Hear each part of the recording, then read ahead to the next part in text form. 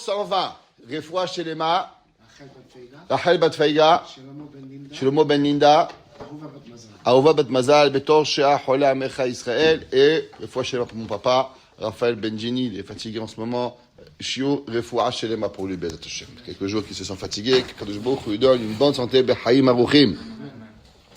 Vayomer HaSechel, et le Sechel il dit, Aitnagut Aretsuya Mitzad Ha'eved Kalpe Adonav. Qu'est-ce que c'est? Comment le serviteur il doit se comporter envers son maître. Alors, il y a deux façons de voir dans la vie. On avait commencé à expliquer hier. Il y a des gens que tout de suite une raison pour râler. Toute leur vie, ça râle et ça râle. Et ils ne voient pas qu'est-ce qu'ils ont. Et il y a une autre façon de voir que tout ce qu'on a, d'émettre, on a le droit. A priori, un homme il est un esclave, il est un serviteur. On aurait pu dire que sa vie elle est ratée, il est fini. Qu'est-ce qu'il y a dans la vie?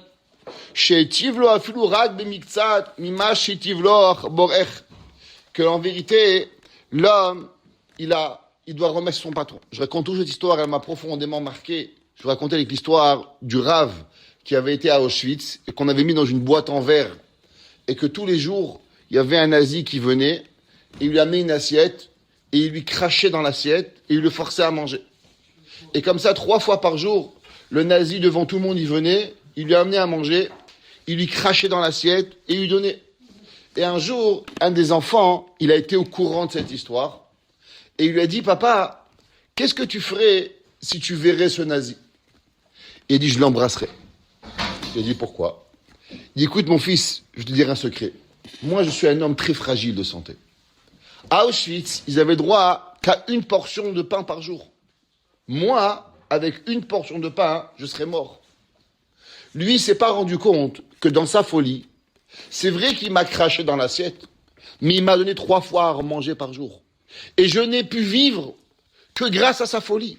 Si lui, il n'avait pas eu cette idée de méchanceté, alors je serais mort de faim.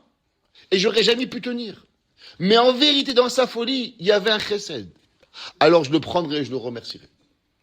Ça veut dire que l'homme, en vérité, même au moment où il voit le mal, il y a quelque part là-bas où il doit voir le bien. Un homme, il est un esclave. Alors c'est vrai, il n'a pas la liberté. Mais de l'autre côté, le patron le nourrit tous les jours. Il n'a pas à se soucier de payer ses factures. Il a de quoi s'habiller. Il a quelque part, même dans la servitude, un endroit où remercier Hachem, où remercier son patron. Et ça, c'est seulement 1/1000 de ce que Hachem il fait. Hachem, c'est vrai qu'il est ton Adon, ton maître, toi tu es le serviteur. Mais combien tu dois remercier Hachem?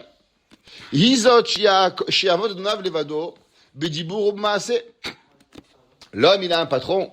Alors il faut qu'il le serve avec son action, avec sa parole. Et qu'est-ce que ça veut dire, un esclave? Qu'est-ce que c'est marqué que la Torah dit de Moshe Rabbeinu? La Torah dit Vechol beti ne'eman. Moshe Rabbeinu, we can trust him. On peut lui faire confiance. Comment il s'appelle Moshe? Eved Hashem. Vayamot Moshe, Eved Hashem, Eved Hashem. Et qu'est-ce que c'est un Eved? Un esclave, c'est quelqu'un que tu peux faire confiance. Un esclave que tu dois toujours être derrière lui. Qu'est-ce qu'il fait? Comment il fait? Ouais, un professeur. Si chaque fois qu'il sort de la classe pour aller aux toilettes, la classe elle se déchire, alors il n'a pas des enfants. Il a des ouaves. Un bon professeur, c'est quoi? C'est qu'il éduque les enfants, qu'il peut sortir, aller aux toilettes et revenir sans pouvoir y arriver. Il a demandé un jour le Baal Shem Tov une question Hatsuma. Cette question, je l'ai eue, je l'ai jamais vue dans les mots, mais je l'ai écoutée de Rav Shlomo Amar qu'il a dit au nom du Baal Shem Tov. Il a dit, le Rav Shlomo Amar, que tout le monde, il entend l'histoire de Moshe Rabbeinu. Comment Hachem, il a choisi Moshe Rabbeinu? À cause que Moshe Rabbeinu, il avait un petit mouton, que le petit mouton, il s'est sauvé pendant 2 jours, ou 3 jours. Moshe Rabbeinu, il lui a couru derrière. Après, il a eu soif. Alors Moshe Rabbeinu, il dit, ah, tu as eu soif, c'est ma faute. Moshe Rabbeinu, il a porté sur les épaules, il a ramené. Alors Hachem, il a dit, un homme qui s'occupe d'un petit mouton, c'est lui, la personne que je veux qu'il soit le berger de mon peuple. Il a demandé le Baal Shem Tov. Mais s'il avait été notre berger, on aurait renvoyé ce berger. Il dit pourquoi? Il dit, Moshe Rabbeinu, il avait 1000 moutons. Il y a un mouton qui est parti. Il dit, je comprends pas comment il a laissé 999 moutons sans surveillance pour sauver un mouton. C'est un assassin. C'est un voleur. Comment il a pu faire ça, Moshe Rabbeinu? Comment Moshe Rabbeinu, il a pu laisser 999 moutons pour aller sauver un mouton? Mais si un berger, il y a un mouton qui se sauve, et il va chercher le mouton, et maintenant il est 980 moutons, ils vont mourir, alors il va pas être récompensé, il va être renvoyé. Alors pourquoi Kadosh Baruch Hu, il a pas puni Moshe Rabbeinu? Il a dit le Baal Shem Tov parce que vous n'avez pas compris toute l'histoire.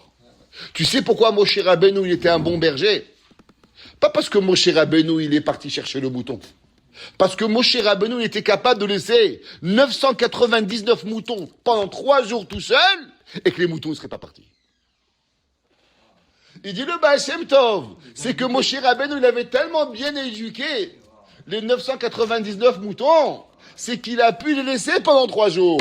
Toi, tu crois qu'Hachem, il a choisi Moshe Rabbeinu pour le petit mouton? Faux. Hachem, il a choisi le Moshe Rabbeinu pour les 999 moutons. Ça veut dire ça s'appelle Ne'eman. C'est que tu es capable de donner à quelqu'un la grandeur de pouvoir être capable, de pouvoir être à ta place et qu'on te fasse confiance. Ça, c'est ce qu'on appelle Ne'eman. C'est pour ça que la Torah dit Moshe, Eved Ne'eman. Il est un serviteur qui est Ne'eman. Un serviteur, par définition, s'il n'est pas Ne'eman, il n'est rien. Vecharutz beinyanav ubaseter.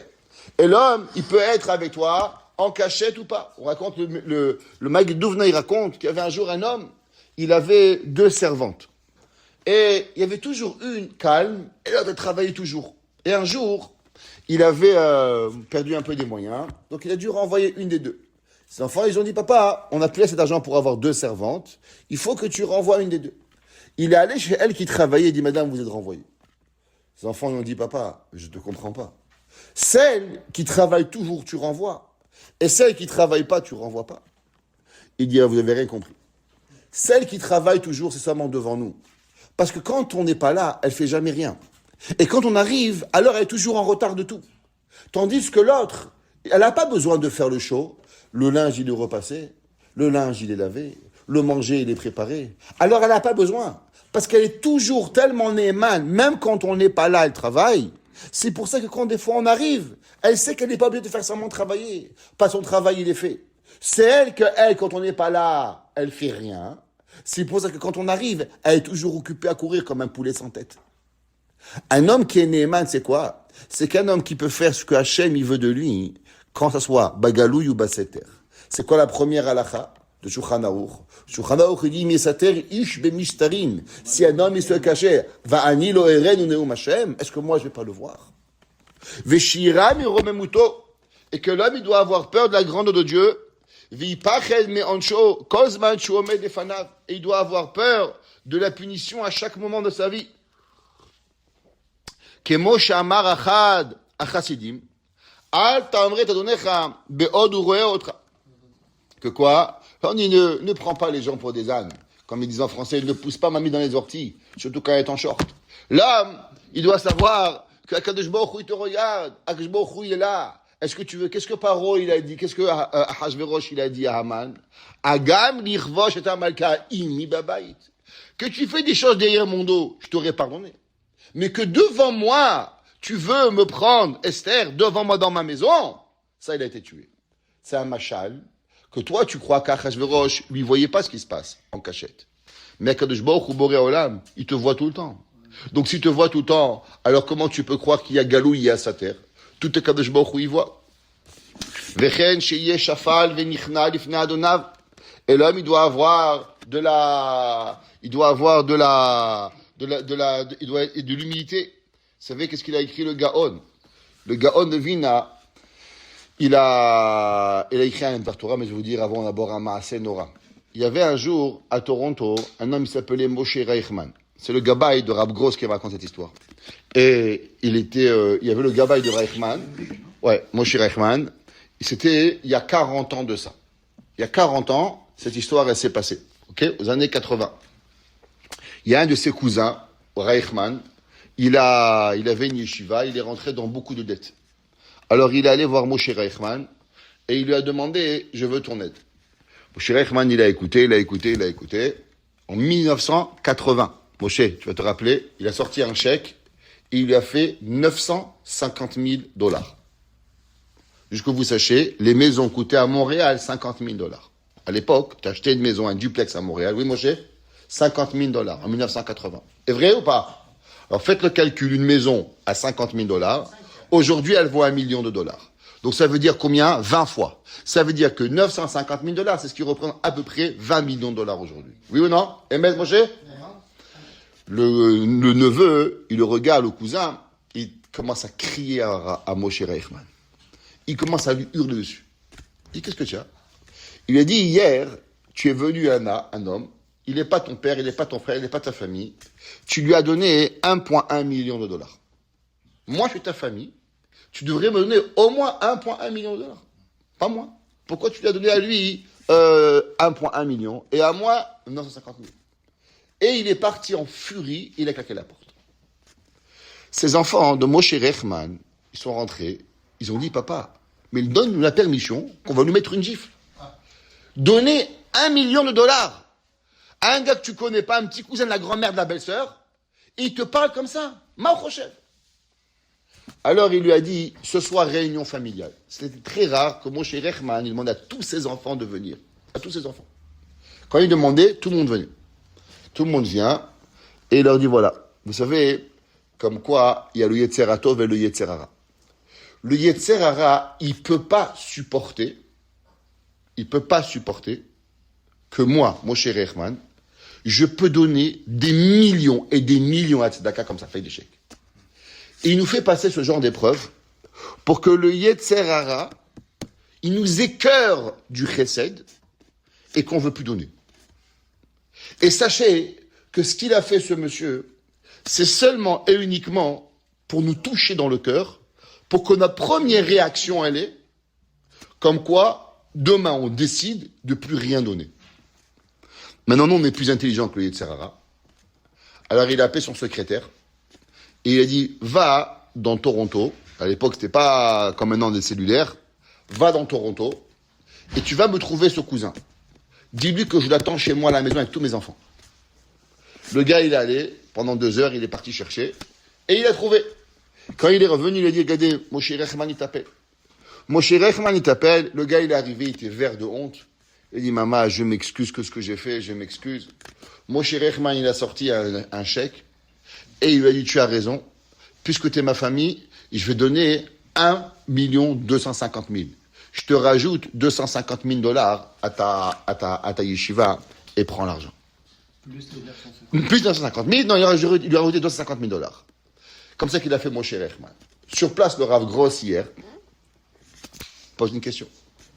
Et il dit, le Gra, il dit, comme quoi, comment un homme on sait s'il est Ani ou il est Achir? S'il est Ani, il a la Achna. S'il a la Chutzpah, c'est que c'est un chakran. Comme ça que le Gra, il demande. Il a demandé le Rav Gross, comment c'est possible, comme quoi cet homme-là, si vraiment il était Ani, comment il a eu plus de Chutzpah de prendre et de crier à Moshe Reichman pour 950 000 dollars? Il n'aurait pas dû donner. Rabbi Ephraim, il a dit, ok, c'est du moussard. Non, c'est pas du moussard, il a dit. Ça, c'est la halakha. Comme ça que le Gra, il est possèque. Comment tu sais si un homme, il est Ani ou un homme, il est Achir? Si l'homme, il a la chutzpah, c'est qu'il n'a pas besoin de tzedaka. Alors moi, je lui ai répondu, je lui ai dit, ça c'est quand c'est pour un homme personnel. Mais comme c'est pour la yeshiva, c'était pas pour lui l'argent. Alors automatiquement, il pensait qu'il avait un srout. Ah, il m'a dit, ok, petit route, c'est fait. Mais qu'est-ce qu'on voit de cette histoire? Que le Rav Gross, il a dit, je comprends pas. S'il a un vrai Ani, alors comment il peut avoir la chutzpah? C'est pas possible. Qu'est-ce que Akash Baruch Hu demande de nous? Sans Dieu, tu n'es rien. T'es un mendiant. Même un mendiant, tu n'existes pas. Tu es zéro effet, ça fascine. Il dit, le Chovot Elevavot, comment l'homme il doit être? Si l'homme il reconnaît qu'il n'y a rien sans Hachem, il n'y a pas de choix qui soit Anav et Shaflan. Venichef Aonav. Hen Bemaasav Anirim. Ve'en Beseder Matzpuno. Tout l'homme, il doit être à 100% dans l'humilité à tous les moments. L'homme, il doit être toujours, même, comment il s'habille, comme on a expliqué, on doit être propre. Mais on n'a pas besoin d'avoir des habits et des chaussures à des milliers. C'est pas besoin de tout ça. L'homme, il doit être be'achna'a. Et on doit élever Hachem. Il y avait le rabbi de Rouzin. Le Rouzin Erouv. Le Rouzin Erouv, c'est Ish Kodesh Kodashim. Et le rabbi de Rouzin, il avait des bottes en or. des bottes en or avec des diamants. Chez la Chassidut Drouzine, le Admour, c'était un melech. On appelait ça Malchut Drouzine. Et un jour, les Chassidim, ils ont vu le rabbi qui marchait dans la neige, et il y avait du sang qui marchait avec lui. Alors ils ont vu, et quand ils ont vu que le rabbi, il n'avait pas de semelle. Ils ont dit, rabbi, je comprends pas. T'as des bottes en or, mais t'as pas de semelle. Il dit, les bottes en or, elles sont pour Kavod Torah. Les semelles, c'est pour moi j'ai pas besoin de semelles. Ad Kedekar, Kedosh et Eliot, comment ils arrivaient. Veishabech Oto. Et là, comment on sait s'il est émet? C'est pas compliqué. Il doit louanger Dieu.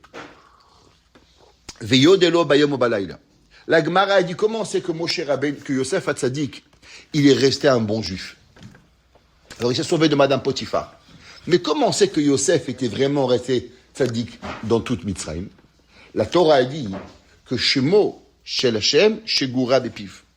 Ve'ahi Hashem Imo. Ça veut dire quoi? Que chaque chose qu'il disait, Toda Hashem, Baruch Hashem, merci Hashem, Bezrat Hashem, Shmo Shel Akadosh Baruch Hu Shegura Bepiv. Un homme qui est en rebelle contre Dieu, il ne parle pas de Dieu. Comment un homme, on sait qu'il aime sa femme? Il parle de sa femme. Un homme, il y a des gens, tu te demandes s'ils sont mariés, Bichlal. Et moi. À part le jeu, ils connaissent rien. Je. Un jour, j'ai dit à un gars, mais tu connais pas notre pronom, tu, il, nous, vous. Tu connais pas, je. Tu sais, il y en a encore 50 dans le dictionnaire, c'est pas possible que le jeu. Ouais. Un homme qui aime sa femme, il parle de sa femme. C'est un Rambam. Le Rambam, il dit, un homme qui aime Dieu, il parle de Dieu. Un homme qui ne parle pas de Dieu, il n'aime pas Dieu. C'est le Rambam, il écrit dans la 5e Mitzvah, c'est la Torah. L'homme, il doit besoin. Tu aimes quelque chose que tu en parles. L'homme, il doit remercier Hachem. Est-ce que tu attends le jour de Pessah pour faire la Hallel, ou tu peux dire Hallel et merci Hachem tous les jours? Il y avait un jour, un monsieur Niftar, je ne dirai pas son nom, il m'a dit, moi, j'adore vendredi soir. Je lui ai dit, pourquoi? Moi aussi, j'adore vendredi soir. Je veux savoir pourquoi, qu'est-ce qui l'excitait? Il m'a dit, parce que vendredi soir, je peux embrasser mes enfants. Je lui dis, pourquoi? Mais quand je fais la bracha à mes enfants vendredi soir, alors je les embrasse. Je l'ai regardé, je lui ai dit, pourquoi lundi soir, tu ne peux pas leur embrasser avant d'aller dormir? Il me dit, quoi, on peut le faire? Je n'arrivais pas à comprendre. C'est que le gars, il avait besoin d'une raison pour aller embrasser ses enfants. Mais va, ton fils, tu l'aimes, tu le prends, tu l'embrasses avant de dormir, mon fils, je t'aime, c'est quoi le problème? Le mec, il a besoin que là, c'est marqué dans le sidour, va embrasser tes enfants après la bracha. Le mec, il est autiste. C'est pas ça. Aimer ses enfants. Embrasser ses enfants, c'est quoi? C'est que le papa, il rentre à la maison. Ah, mes enfants, je vous ai langui, je vous aime.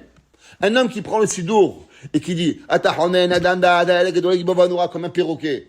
Il faut faire la tfila. Mais c'est pas ça. Un homme, il arrive, il trouve pas un parking, il voit une place de parking. Merci Boré Olam pour la place de parking. Il va aux courses, Baruch Hashem, en 15 minutes tout est fait. Il a trouvé un spécial, la farine, le gâteau. Merci à Kadosh Baruch Hu. Dans les bêtises, qu'on peut croire des bêtises, que l'homme, il est Meshaber Boré Olam, ça tu sais qu'il est avec Kadosh Baruch Hu. Mais si le gars, il doit attendre le Halel Agadol de Pessah pour remercier Hashem, ou Nishmat au Shana Rabbah,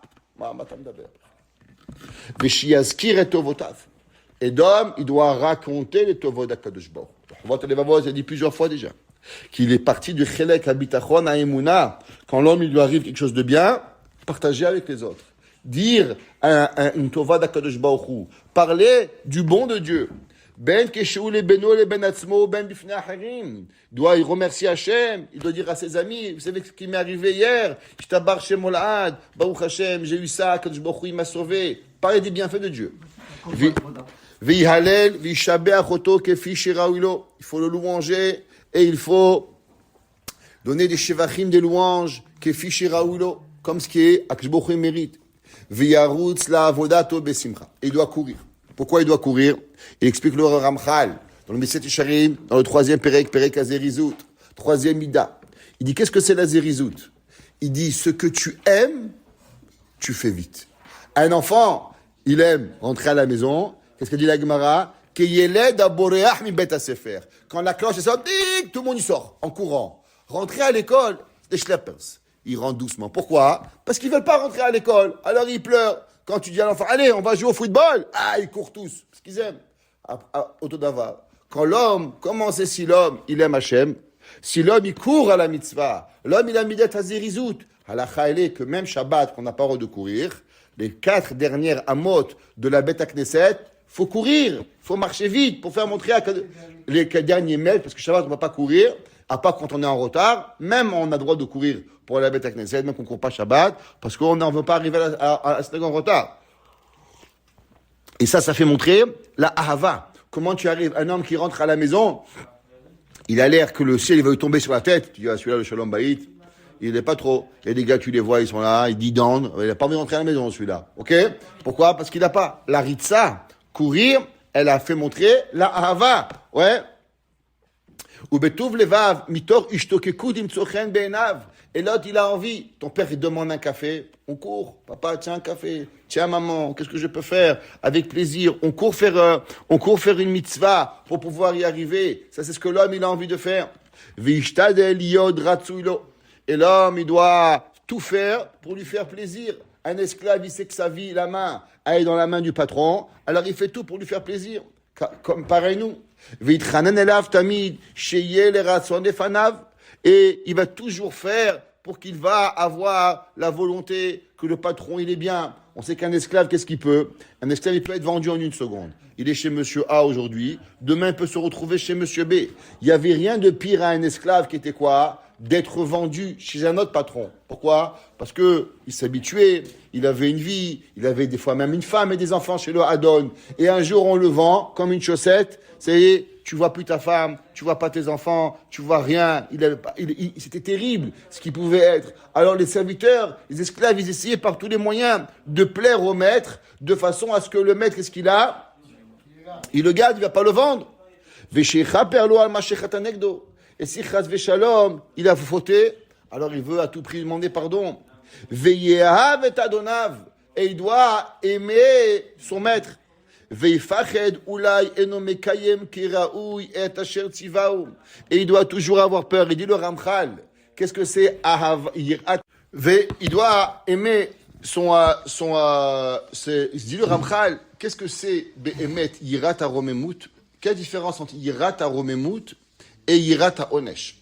Il dit principalement les deux. Yirat HaOnesh, c'est juste de s'acquitter de ce que tu dois faire. Tu dois manger, tu manges, tu bois, tu dors. Ça, c'est Yirat HaRomemut. Yirat HaOnesh. Yirat HaRomemut, c'est que l'homme, même quand il a fait quelque chose, il veut s'assurer que ça soit bien fait. Il veut s'assurer. Un jour, on a demandé au Rav de Brisk. On a dit, Rav, pourquoi vous êtes tellement mahmir? Moi, je suis mahmir de rien. Il dit, mais vous avez toutes les plus grandes khumrot. Il a dit, non. J'ai juste peur de transgresser une des halachot et que Bachamaïm va me dire quoi faire. Il y avait un jour Baba Saleh. Baba Saleh, c'était un Dayan. Les gens ils pensent que c'était sûrement un Baal Brachot. Il était aussi. Mais c'était Tzadik Viyachar, il était un Dayan. Et un jour, il est arrivé dans une ville, Baba Saleh, et il a demandé, il s'occupait du mikvé. Il a demandé comment il y a le mikvé dans la ville. Il a dit, Rabbi, le mikvé, il est cassé. Ça fait des mois et des années, et il n'y a pas de mikvé ici. Il a dit, même dans le mikvé, il y a un serpent énorme. Il dit quoi? Il a dit oui. Baba Saleh est arrivé, il a vu le serpent, il a prié là-bas ce qu'il a fait, macha à ça ou à ça, le serpent il est parti. Il est allé, il a amené des employés, et il a dit non, on va arranger le mikvé. Ils ont travaillé toute la journée pour recréer, pour refaire le mikvé, pour redaler le mikvé. Et à la fin de la journée, c'est en plein désert là-bas il était, et le mikvé il a été fini, mais il n'y avait pas d'eau. Alors il a dit, Akadosh Baruch Hu, moi, j'ai fait qu'est-ce que j'avais à faire. Maintenant, toi, fais qu'est-ce que tu as à faire. Et il a plu dans le désert en plein été, assez pour remplir le mikvé en un soir. Les gens, ils étaient comme des fous. Les femmes, ils ont pu aller au mikvé. Le lendemain matin, ils se réveillent, ils disent, allez, on va casser le mikvé. Il dit quoi? Pourquoi on va casser le mikvé? Il a dit, hier soir, dans mon rêve, il est venu un des Rishon, et il m'a dit que j'ai oublié une khumra dans le mikvé, et que d'après lui, toutes ces femmes-là, elles seront pas dans le mikvé kasher. Alors nous, on va aller arranger le mikvé. Il dit, Rabbi, mais il pleut jamais ici. Tu vas nous enlever le mikvé, on va pas avoir, vaut mieux qu'on fasse 5 chitotes que 6 chitotes, qu'on n'a rien. Il dit, moi, je casse le mikvé. Il est allé, il a cassé le mikvé. Il a arrangé le mikvé d'après cette chita. Et après, il a dit, Boré Olam, moi, j'ai fait comme ce Rav m'a demandé. Toi, fais ce que tu as à faire. Et la pluie, elle est revenue, et elle est revenue. Qu'est-ce que ça veut dire? Ça veut dire qu'il ne s'est pas suffi de faire le minimum. L'homme, il doit pousser à vouloir faire ce qu'il y a. Moi, quand j'étais jeune, je faisais pas Rabbeinu Tam, Motzei Shabbat. Mon père, il faisait pas Rabbeinu Tam. Mes parents, ils faisaient pas. En France, entre le normal et Rabbeinu Tam, c'est très long. Ici, parce que c'est 50 minutes, les deux, ou 1 heure. En France, à Marseille en tout cas, c'était 20 minutes après Ashkia, c'est la nuit. Donc ça veut dire que si Ashkia est à 8 heures, à 8h20, c'est la nuit. Rabbeinu Tam, 9h12. C'est très loin. Ça veut dire que tu attends un autre 50 minutes. Ok? C'est comme en Israël. En Israël, une des raisons que les gens font pas Rabbeinu Tam, à cause que c'est très loin. Ici, généralement, après Arvit, c'est déjà Rabbeinu Tam. Tu te casses pas la tête, c'est pas très compliqué. Mais un jour, j'ai écouté une histoire. Pardon, pas une histoire, un chiour d'un rave qui m'a touché. Et le rave, il a dit, est-ce que vous vous imaginez que tout le monde y met 2 tefilines? Rashi et Rabbeinu Tam. On a tous peur. Pourquoi? Parce que d'après Rashi, c'est comme ça. D'après Rabbeinu Tam, c'est comme ça. Et tout le monde y sait qu'on ne fait pas de bracha sur Rabbeinu Tam. À cause que c'est, les mailles, c'est, les chassidim, ils sont mahmir de mettre Rabbeinu Tam. Pourquoi? Parce que Rabbeinu Tam, c'est pas un coco. Rabbeinu Tam, c'est une chita importante dans la Torah. Il dit, vous savez que tout ce qui fait pas Rabbeinu Tam, quand il va monter Bashamaim, Rabbeinu Tam, il va venir, il va lui dire, tu sais que tu as été Mechalel Shabbat? J'ai tellement eu peur.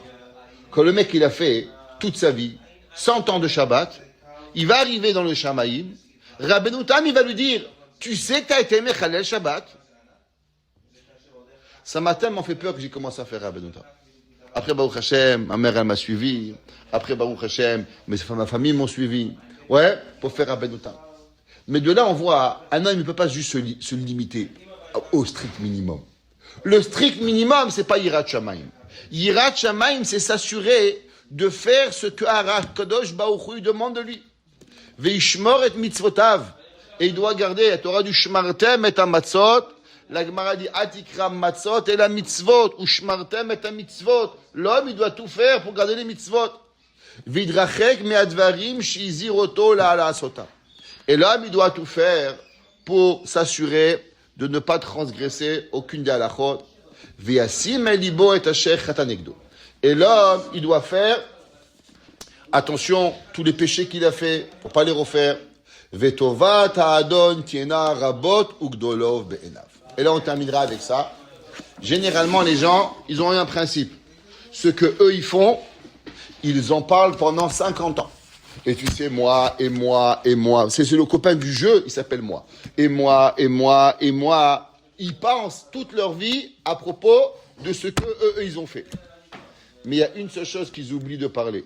Et même s'ils en parlent de ce que Hachem, il leur fait, c'est au passage. L'homme, il ne doit pas parler au passage.